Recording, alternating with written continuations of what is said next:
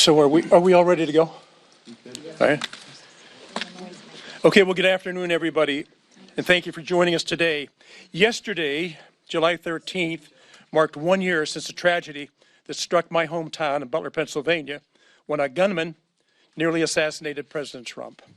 Tragically, he took the life of Corey Compatore and seriously wounded David Dutch and James Copenhaver. Yesterday, I returned to the Butler Farm Showgrounds, where I was with the president a year ago. I met with the Compatore family during a celebration of Corey's life.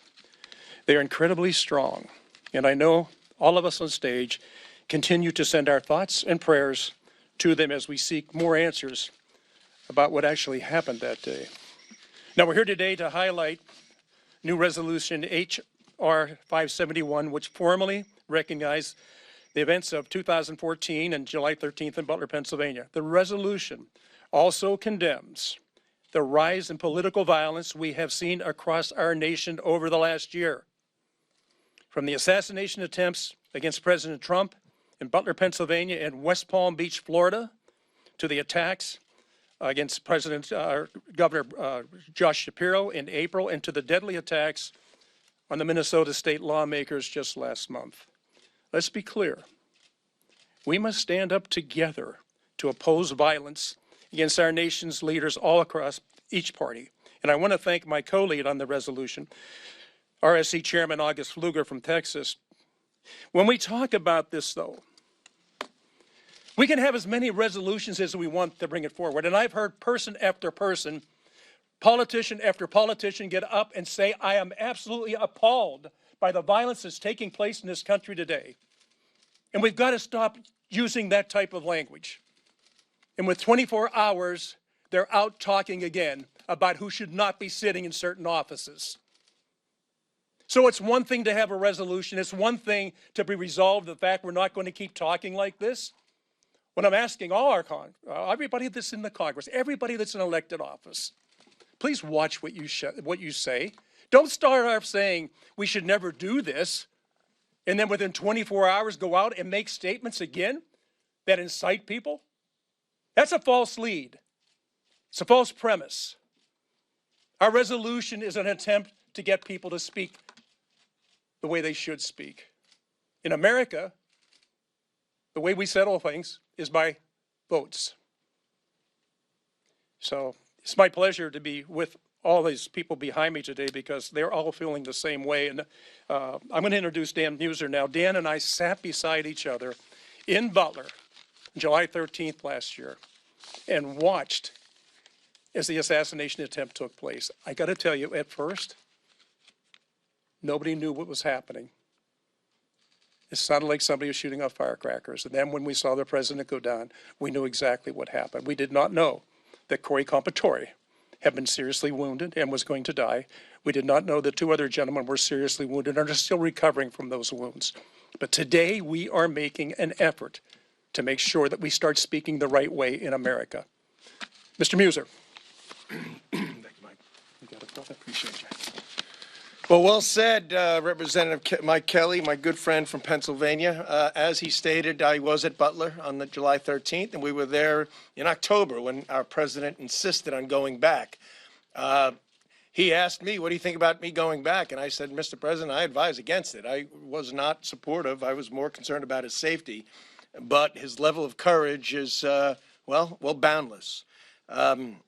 When the president was hit on July 13th, and we all couldn't help but really think the worst. But that certainly changed, as we all saw. At the moment, he lifted up security agents on his back, put his fist up, said, fight, fight, fight, wiping blood from his face. And in so doing, he lifted everybody in that arena up, at the rally up. They began the chant of USA, USA. And I think he rose the entire nation up. And I think we saw that on the following November 5th. But the rhetoric in politics is out of control, right? I recently met with members of the Indivisible group up in my district, insisting I show up. Well, we had an hour meeting. I let it go to an hour and 40 minutes. But right at the very end, they said, one of them said, you know, you're a Nazi, and so is President Trump. okay? Nazi, all right? We know what the Nazis did. When people are out there making such comments and elected officials, you know, some people believe them. They actually think that you might be that, and that hate speak turns into violence. Just this weekend, Vice President J.D. Vance and his family are at Disney World, cursed at, all kinds of foul language thrown at them. And Governor Newsom has to put something out saying, did you enjoy your time at Disney World? Okay? Governor Newsom is sick to do something like that and to act that way. And how about the ICE agents being demonized and attacked for doing their jobs? And elected officials are out there cheering it on. So there are too many Democrats, frankly, that are tolerating this, in fact, encouraging it. Not all by any means. My friends that are Democrats condemn it as well. But there's too many falsehoods. And we got a governor in Pennsylvania that does nothing but spew falsehoods. And again, people believe him, how certain measures are being taken that we're taking food out of hungry Pennsylvanians' mouths. Nothing could be further from the truth. And Brooke Rollins came up to Pennsylvania and pointed out the truth. So we have this resolution. It's about hate speech, because hate speech leads to violence. It's dangerous. We also are seeing a high level of a surge in anti-Semitic rhetoric. I mean, for crying out loud, I put out a post recently on Facebook, something positive about Israel. I literally got hundreds of basically threats and all kinds of other hate messages. So look, we're not going to stop it all, but this resolution is about calling for an end to hateful rhetoric.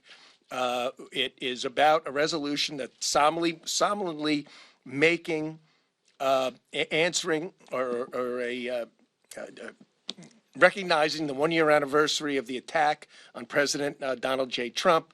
It honors Corey Compertor, who died shielding his family, and David Dutch and James Comperhaver, who are injured. And it also brings out the governor I just mentioned, Josh Shapiro, and some others that had we had our governor residence attacked.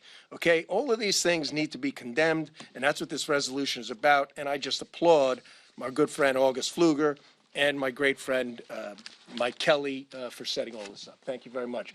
Now I have the pleasure of introducing Congresswoman Laurel Lee from the great state of Florida.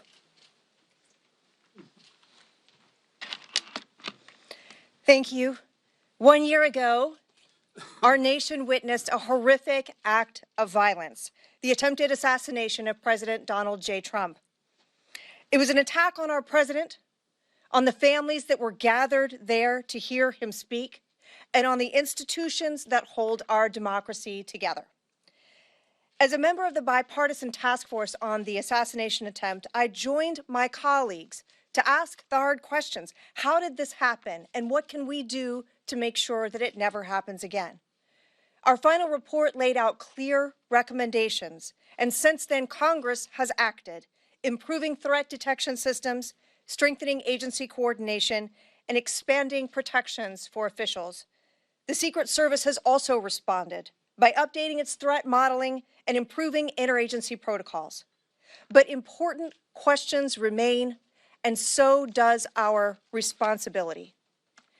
I want to thank Chairman Kelly and Chairman Pfluger for introducing the resolution. It rightly honors the bravery of those who responded. It remembers Corey Comparator, who gave his life to protect his family, and uplifts the heroism that saved others. But this resolution is more than a remembrance. It is a call to action. Threats and attacks, whether against the president, a judge, a member of Congress, or ICE agents, are unacceptable. And to those who would commit these types of acts of violence, know this: the full force of federal law enforcement will find you, will stop you, and will hold you accountable under law. Political violence has no place in America, and we must do everything in our power together to ensure that it never happens again. It is my pleasure to introduce my friend and colleague from the state of Texas, Representative Brandon Gill. Thank you, Laurel, and thank you all for being here. It was just a year ago yesterday that President Trump was in a rural Pennsylvania field, bucolic area, beautiful part of this country, when a deranged gunman tried to murder him. At the time, there were thousands of his supporters in the field looking for a message of hope from the president, a message that the forgotten Americans in this country will no longer be forgotten, that the people who have been ravaged by globalism and mass migration and fentanyl will have a champion in Washington. And meanwhile, leftists on the other side of the aisle were slandering that same then presidential candidate, saying that he is a threat to democracy, that he's a wannabe dictator, that he is literally Hitler, in their words. And some people on their side of the aisle take those words at face value, and they tried to assassinate him. Political violence has absolutely no place in this country, but unfortunately, this kind of rhetoric has continued. We hear our colleagues on the other side of the aisle demonizing the brave men and women who serve in ICE and in immigration facilities, saying that what they are doing is similar to the secret police, that they are being compared to the Gestapo. This is rhetoric that is not only deranged and wrong, but it has no place in a functioning democratic system. So we on this side of the aisle, and we hope that others will join us, reject this rhetoric. We reject political violence in all its forms. And we pray for this country and for its leaders and for our president, for their safety and for their well-being. So with that said, thank you all for being here. And I'd like to introduce the great Representative Marjorie Taylor Greene from Georgia. Thank you. Thank you for being here, and I'm grateful to stand up here with my colleagues. We've all joined together to denounce hate speech, political hate speech that has deadly consequences. A year ago, the world was outraged after they saw President Trump shot at the rally in Butler, Pennsylvania, and we still mourn the life of Corey Compertor and pray for his family as well as the other victims that were shot.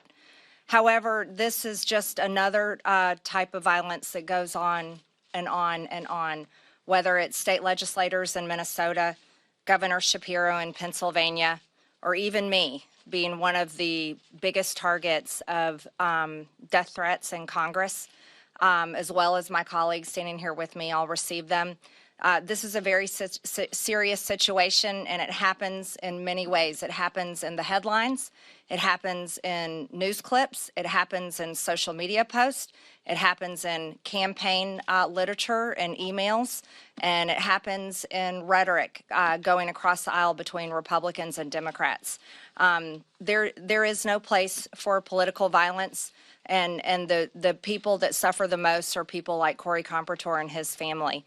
It's also a major strain on our Capitol Police. And if you talk to Capitol Police, I encourage you, press, to talk to them. They are dealing with a massive amount of death threats for members of Congress, and they have limited resources. We would love to see their resources used here at the Capitol for visitors and safety for everyone. However, they are constantly having to investigate death threats that come for me and other members of Congress. Over the break, I spent time talking with the FBI about someone that delivered a syringe in my mailbox, and talked with them about other cases. And there's been multiple people convicted for pleading guilty to planning to kill me. But this goes across the aisle on both ways, and I think I'm really grateful to be standing here with my colleagues that are saying enough of this.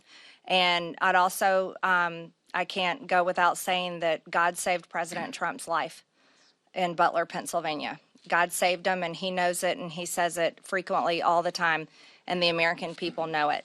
And we're very grateful for that. So with that, I'd like to introduce my colleague from Georgia, Representative Mike Collins.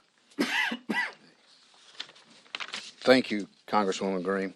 And you know, it has been 1 year since they tried to kill our president. And I want to take just a quick moment to focus on what I call consequences and make two quick points.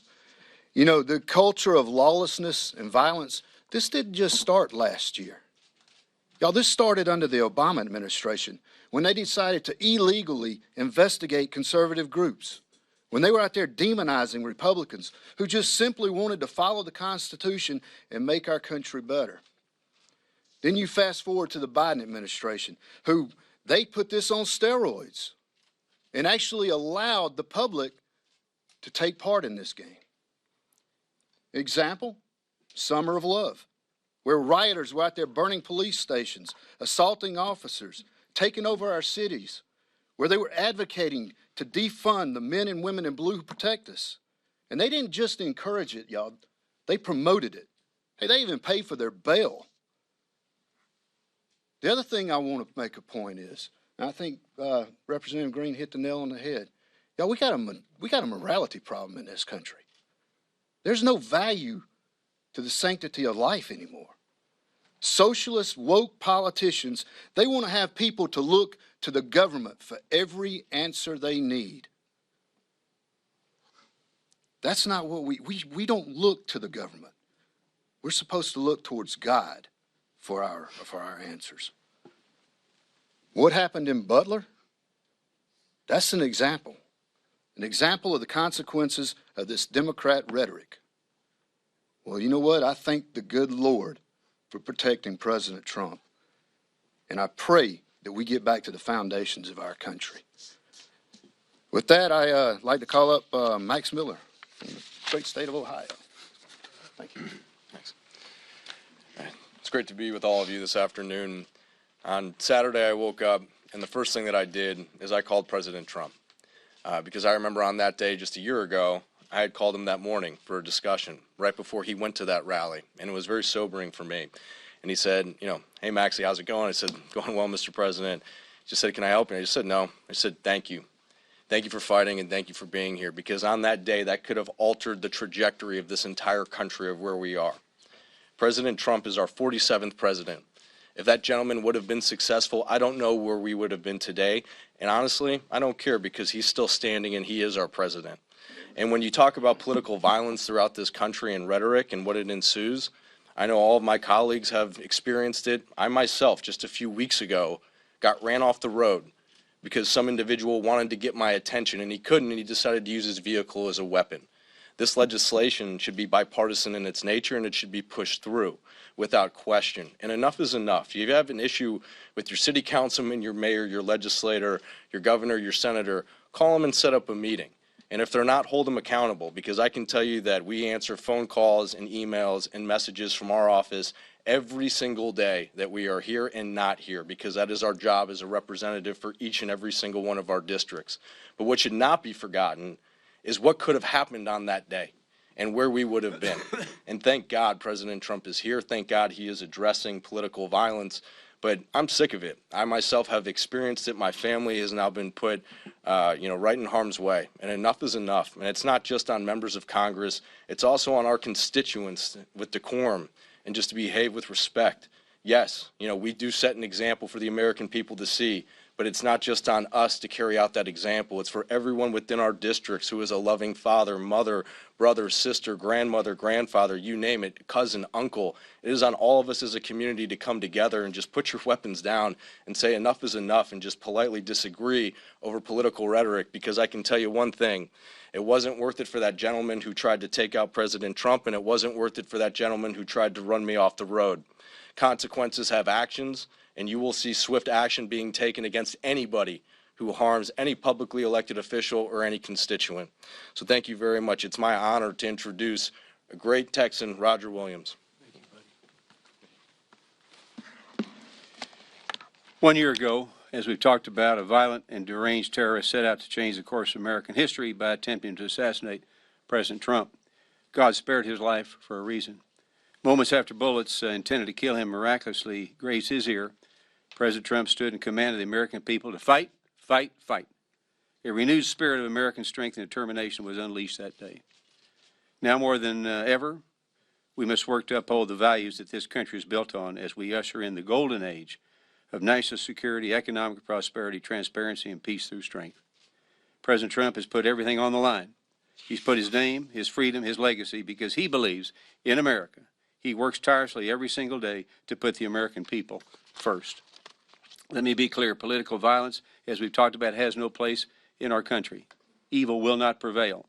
We are one nation under God, and let us honor the victims that fateful day by restoring an American legacy that future generations are proud of. Now, in my lifetime, there's three things that come to mind as I stood up here. I was one of the last people to shake the hands of John Kennedy on November 22nd, 1963, as a 15-year-old. I shook his hand at 10:46 in the morning. At 12:46, he was assassinated. I remember that like it was yesterday. Rhetoric brought that to be. I also remember the baseball shooting. Some of you may remember that. Many of us, our lives were changed that day because of rhetoric. And I remember that day everybody wanted to pray for us and offer thanks or offer their prayers. But it wasn't 24 hours later, and Mike, you touched on this. 24 hours later, we were back to where enemies were enemies. And I remember my daughters, two daughters, went to the mailbox several months ago now, and opened up two letters, each one addressed to them, and had urine, blood, and feces in the envelopes, and it said, "This will be on your father's tombstone." That's tough stuff. It's got to stop. Mike Kelly, Pfluger, and the rest of us believe now is the time to make that happen. So let's keep America great. Let's again pray for President Trump, pray for his safety, and all my colleagues' safety. In God we trust. Thank you, Mike and August, for having this event today to just remind us all that, despite what happened a year ago to President Trump, and I believe that the Lord spared President Trump's life in that field there in Butler, Pennsylvania, but in spite of that, he remained in the presidential race. He carried on because of his love for our country and the encouragement of the American people. Sadly, we have reached a point in political discourse in this country where President Trump and every politician must have the courage to speak our political beliefs while knowing that at any point our lives can be in danger, just like we saw in Minnesota, just like Congressman Miller mentioned. I too was met on an airplane, met by the police because there was a deranged man who was a former San Francisco police officer that was in Fort Wayne, Indiana, looking for me. And I know that every one of us probably have a story similar to that. And I remember Congressman Kelly back in 2010, during the Tea Party election. Passions were high, but we didn't see the hate speech and the political violence that we see today. We have got to stop it on both sides. In fact, I know every one of us up here would always condemn anybody on our side of the aisle that was performing any political violence, any sort of hate speech, because we will not tolerate it from either side of the aisle. And I believe that the left needs to do the same thing, that they need to condemn political violence. They need to condemn hate speech just as much as what we do. But to them, their side continues to behave differently. And heaven forbid that it happens from either side. But we continue to see it coming from the left side of the aisle. But I tell you what, as Americans, we have a great opportunity as we elect our leaders. We need to continue to make sure that we as leaders are responsible in our rhetoric. But I just appreciate President Trump standing up, even though he was almost killed that day, that he continued to fight for Americans and standing for not only our democracy, but for our Constitution and our great republic. So, Mike, thank you for leading this today, and I'll turn it back over to you. Thank you. Thank you. So you've heard from us. I want to share something with you that has nothing to do with a political entity. I was at a celebration of life with the Comptor family yesterday. Just for a moment, step out of whom you are and think about them. On the morning, Corey, his wife Helen, his two daughters were so excited to be able to travel a short distance to the Butler Farm Show to see President Trump speak. This was Corey's idol. This was Helen's idol. This was the girls' idol. They just couldn't wait to get to Butler to see President Trump. The four of them get in their car. They make their way over. It's like 97 degrees that day, okay? So it's not pleasant. It's a warm day. And what was even warmer was the crowd that was there to greet our president. And what I want you to think about, especially of those of you who've lost somebody, a father, a mother, 2 daughters, go to an event. It's not supposed to be an event about anger. It's not about an event of anything other than they're going to see their favorite president. They actually were not sitting in the seats that they were assigned. There was an opening at the top that they went up to. Shots rang out. Corey Compatore's first reaction was to get his wife and his daughters down so he could be over the top of them. What they didn't realize was that Corey had already been shot. That day is a day that lives in their memories. It's in their sleep. It's in their waking hours. This has nothing to do with politics. This has to do with life. And I think we've become too casual about what life is and what life isn't. If every single life is precious, then we should not be having this discussion today. But I want you to think about that family leaving their home, a volunteer fireman who spent his whole life running to danger to save others, who took his wife and daughters to an event to see somebody who they really liked and they wanted to listen to. 4 people in a car drive to the Butler Farm Showgrounds. That evening, Helen and the 2 daughters go home. Corey's been killed. Helen has lost her husband. His daughters have lost their father. Forever etched in their memory is that moment, that single moment when those shots rang out. So if you're asking yourself why these things happen, is it because maybe intentionally or unintentionally we stoke those fires? This is not a Republican issue or a Democrat issue. This is an issue actually just about human being to human being. Do we respect life? Do we respect other people? And what is it that we're trying to accomplish? Isn't it amazing that we have to have a resolution in the Congress of the United States to condemn that type of action? What happened to the Compatores is horrible. And when I was with Helen yesterday, for her, it's the same day over and over and over again. For Allison and Kaylee, it's the same thing for them over and over and over again. Look, the way we speak, the way we act, the way we insinuate things, that'll continue. We can pass resolution after resolution. We can go to church on Sunday and abhor what's taking place, and we leave that church and we go out and we practice what we just condemned in our churches. I would say that the illness has far deeper roots than we know. We're going to pass this resolution. And we're going to think that in some way we were able to change the way people think and the way people act. I would just ask you all, as you live your lives, think about it. Think about it. Some of these things are said casually. Some of these things are said to get a reaction. The members behind me, the people in our Congress, the people in our homes, expect nothing less than for us to act respectful to each other and always honor life. So with that, I'm going to close. I don't know. So we can take some questions? Okay. Danny and I sat beside each other. By the way, there was another person who, and I think I told you about, Mark Fogel's mother was with me, and she just wanted to meet the president. And when she talked to the president, we were standing together, and she said, "Mr. President, please, please bring my son home. I miss my son. I'm staying alive so I can see him." The president told her, "Ms. Fogel, I get elected, your son will be home."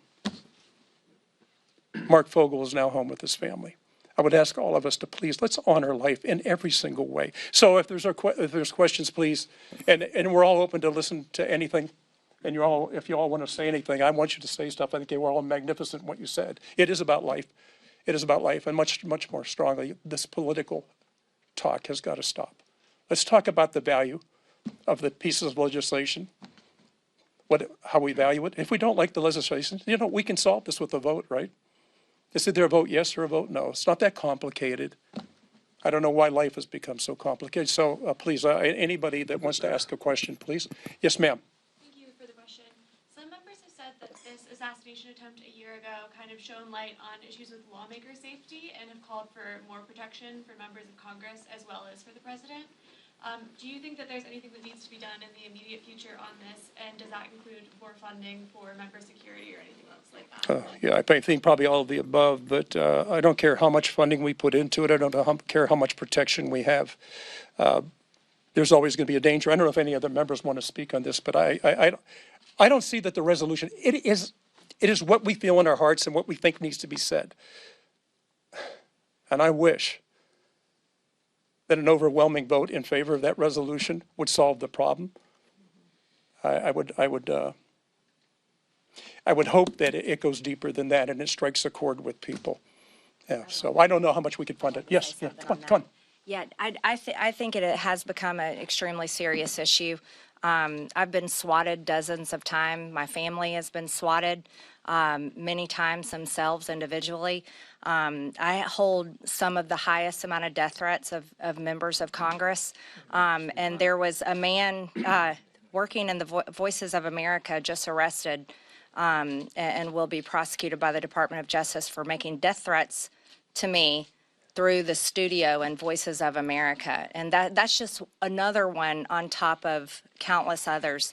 The Capitol Police don't have enough resources, and all of my colleagues here can tell you all of their personal stories of death threats they've dealt with. And I think we do need protection, and we don't have any. And that's something difficult. Many of us have to pay for it ourselves or pay for it through our campaigns, and it needs to stop. And I've had there's multiple people that have been convicted and served time in prison for pleading guilty to planning to kill me, but I'm just one of 435 and it happens to all of us. So I do think that's serious. Thank you for asking that. On Good. that, Olivia. do you want the IRA, like members' IRAs, to be able to help pay for security? Institutionally, our U.S. Capitol Police, as a Sergeant of Arms, able to handle this new change of influx of threats?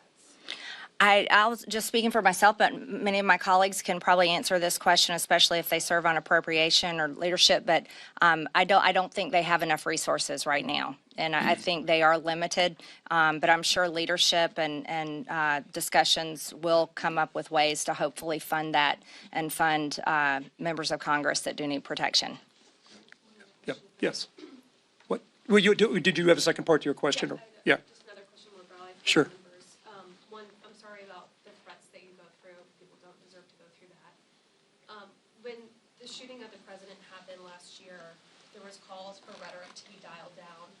I think that we're in a cycle of partisan politics where threats just seem to keep escalating and rhetoric might dip down, but then it gets brought back up. And you were saying this is not a Democrat or Republican issue. So I guess one is, condemning, but the other is also a commitment to dialing down the rhetoric. And I was wondering if the members on stage would raise their hands if they're committed to also trying to dial back that rhetoric. Okay. Showing of hands, I mean, is everybody in favor? Yeah, I mean, that's, For the resolution. I'll just say something, because I think some of us haven't been here this long, but my freshman year, I just want to say thank you to these guys for the resolution. Thank you to everyone. And we all get death threats. I got a ton of them more in my first term, which was one of the really striking things that we did in our freshman year after orientation. We did a bipartisan commitment to civility that was led by our now Speaker, Mike Johnson. And all the Republicans and all but 3 Democrats signed it. And we really worked and strove to really bring down the rhetoric. And that all came to a crashing halt in 2018. And I'll let you figure out why that happened. But it was really a great, I think we should do it again. I think Democrats and Republicans should join together and really try to talk about why, tell the truth to people out there and get them to calm down and realize that we're working together. This is the nature of our system. And I think it's unfortunate that so many people don't understand. We want robust debate, but, the violence is just not acceptable. And I think everyone is I have Democratic friends who feel the same way, and I think a lot of people would like to join in that. Yeah. And this resolution is the start to that. How about one of their slogans, Republicans are killing older Americans? I mean, who in the world thinks that that's okay? And yet, walk down the street, walk from the Capitol to the Cannon Building tomorrow, you'll see it. And I see it throughout my district. The Indivisibles carry it. The Democrat opponents carry it. Is there a role for Congress to play in providing more information on the possible motive of the gunman at Butler? You know, Miss Laura Lee was on the task force with me also. I don't know that we ever got the answers that we needed to get out of the federal agencies. Some of you may remember the second attempt that took place in Florida. Other than showing this man being arrested, we've heard nothing more about him. Everything shut down after that. Look, I don't want to get into that part because I would love to do another session on that where you could hear the members that were on there. I have definite feelings about it. I was there that day. My wife was there that day. One of my sons was there that day. And 3 of my grandchildren were there that day. So it isn't just something they heard about on TV or somebody talking. They were actually there for it. And so there's people that can't go back onto those grounds. There's people who have trouble sleeping. All these different things happen. So I don't know that there's enough money in the world to change some of the way people think. I wish it were that way. We face something. We're going to have a resolution. And we can pass resolution after resolution after resolution. I will let you be the judge of that when you talk among yourselves. How was your speech? And I think each American should ask that. And if you're truly thinking the way our country was formed and why it was the way it is, and then try to figure out what happened today. I have no idea why it's happened. Yes, sir. Follow up on that. Senator Johnson is saying that the Senate Homeland Security Committee's investigation is being stonewalled by the DOJ and the FBI despite a change in leadership. Do you think those agencies need to be more transparent in getting information to Congress so we can find out why this happened? Yeah, no, I usually don't comment on other members' remarks. I just know that right now we're still doing work. We're not the task force. That was the task force, but we still are individuals who are still concerned about what happened on both sides of the aisle. I think it has to be careful when we start to say, what was this? They don't want to do this. They don't want to do that. We were told that there were certain things they couldn't talk about right now. Okay, right now is a year ago. So I would like to see other things come out. I got to tell you, I have no idea what's going on with Mr. Routh. I have no idea of how these other things happened. We haven't heard. The federal agencies early on really had kind of locked us out of things. Local law enforcement in Butler was very forthcoming of what happened. So we're still waiting for some answers on some things that didn't happen. But today is about the resolution. We could have another discussion about other things else that we think we fell far short of the questions we were asking. Yes, sir. Last question. Okay. Are there any conversations at all about supplemental funding for extra or additional security in the districts, given how many threats you all have talked about facing and even action and violence back home in the districts? I think there's always going to be conversations about that, but I know for myself and the rest of the members that are with it, I don't know if there's enough money in the world that can address the problems we have with morality today. So it's good to say if we had just had a few more dollars that day, it wouldn't have happened. Really? Really? We keep talking about the problem is a lack of funding. My feeling is that we have a problem with the lack of respect for life in general. And when people do these things, they're acting out on something that while I'm not in that business, I would say there's something wrong with them. But if we encourage it, and what we're talking about with this resolution has nothing to do with a lot of those things, but it does have to do with members of Congress coming together on a resolution condemning what's happening. So hopefully that will have an effect. And thank you all for being here. I think later on we can talk about other things because you have an interesting question. I think Ms. Lee would have answers too to what we didn't get that we thought we were going to get. So listen, thank you all for being here. God bless you all, and God bless the United States of America.